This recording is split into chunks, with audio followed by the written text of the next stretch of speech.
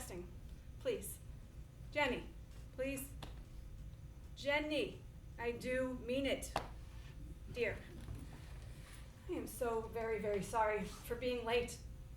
But I know, the teacher should never be late. That is a cardinal rule we all must heed, but, well, that is actually what today's class is about.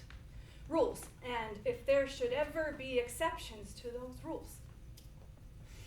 We've all had the experience of being shocked when something we felt was sacred was trampled upon.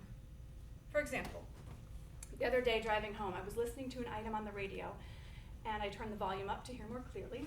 It was about a ring of criminals going from supermarket to supermarket, stealing shopping carts filled with baby formula and selling it on the black market.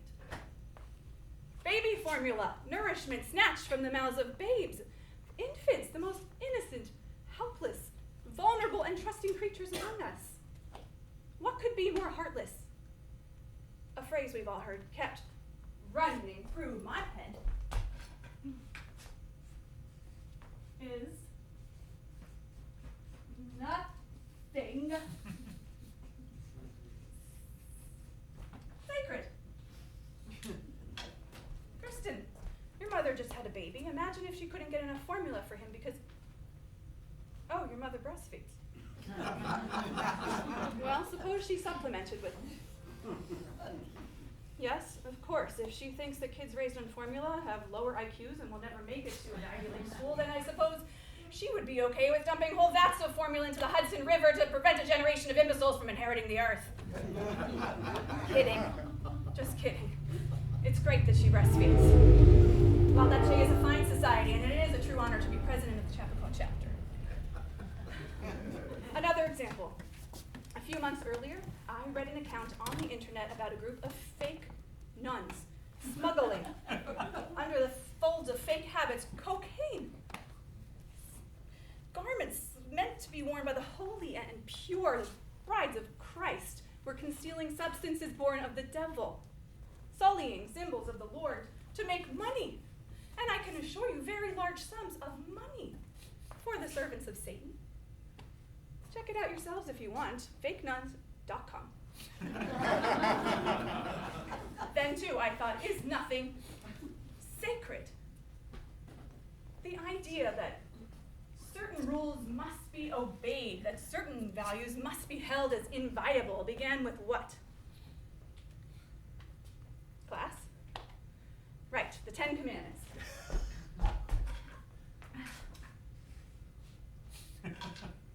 We'll get to them in a minute.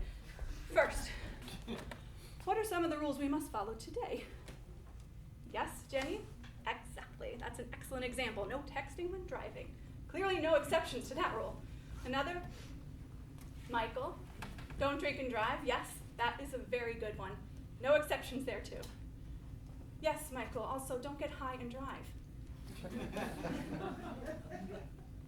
Yes, Kristen, you are absolutely right. It is especially true if you are a teacher, a person hired to be a role model to follow. And it is doubly important if you are the wife of the minister.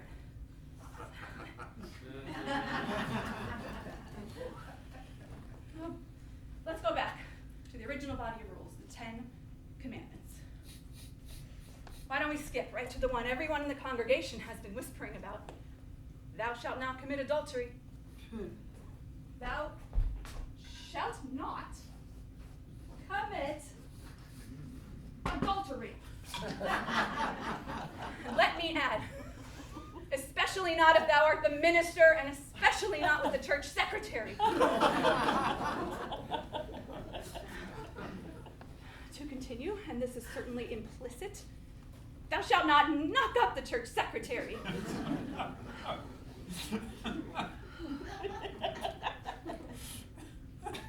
But could there ever be an exception even to that rule? Well, logic would dictate that the wronged wife would be entirely justified in marching right up to the home of the said secretary, and what would the Bible say? Smite her? But, and here's the big but what if the wronged wife starts her assault, and the secretary hits back, and the two start wrestling and rolling around on the floor, and as they're writhing and tearing at each other's hair and clothes, the secretary starts to shout out that things happen when there is a lack of fulfillment in a marriage. She says repression won't last forever. Squashed impulses will out. What if the two warring women are rolling around on the floor, and the wife finds herself on top of the secretary, and then she starts to rub against her and looks down and notices that the t-shirt she just ripped is revealing the most luscious pair you'd ever hope to set your eyes upon. Well, something happens to the wife then, and the secretary sees it in her eyes, feels it in other places, and what if just then the secretary starts to exhibit the most amazing expertise and never before experienced technique, a technique for liberating very repressed impulses. And it turns out she is able to apply her skill to members of the so-called fair sex, that in fact she even prefers that type of salvation, and a shout cries out, "Fists aren't just for fighting!"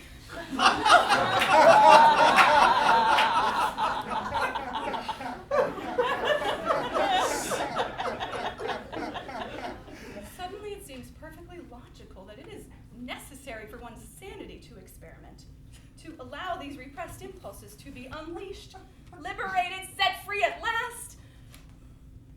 In fact, it's clear that God would be cool with this.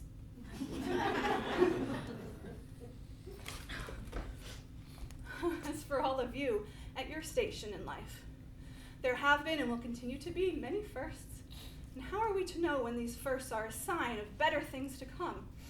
When they are events to be embraced, welcomed, celebrated, when they are to be shunned, no matter how alluring, how tempting, how deliciously, marvelously, intoxicatingly, and gloriously tempting. Those are a lot of very heavy questions for 15-year-olds to ponder. But I have faith in each and every one of you, and I know you are all up to the task. And I will ponder as well. For myself, I would say that some more experimentation is needed to come to a truly meaningful conclusion. For now, class is dismissed. In fact, I think it best if I cancel class for next week as well, and the week after. I think I will ask our dear minister to find a substitute for the remainder of the semester, perhaps the year, perhaps forever. In the meantime, I urge you all to have rich and fulfilling and truly liberated lives. For now, at least, I do have to leave, as there is a woman with a baby waiting for me in a car outside.